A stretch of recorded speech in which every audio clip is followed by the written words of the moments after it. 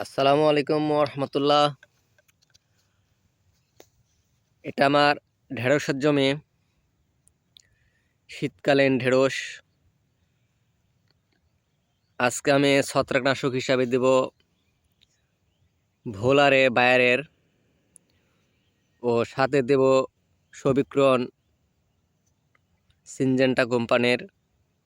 এই দুটো কীটনাশক আমি একসঙ্গে প্রয়োগ করব।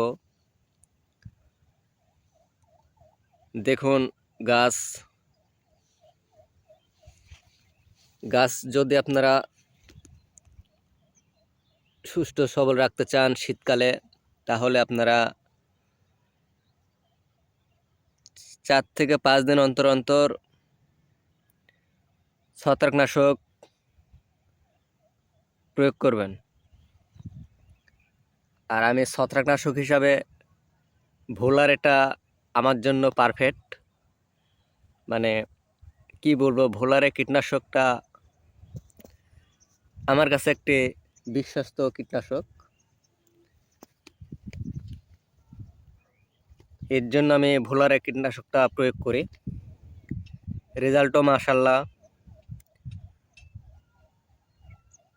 তে আপনারা যদি ভোলার এটা প্রয়োগ করেন, তাহলে শীতকালে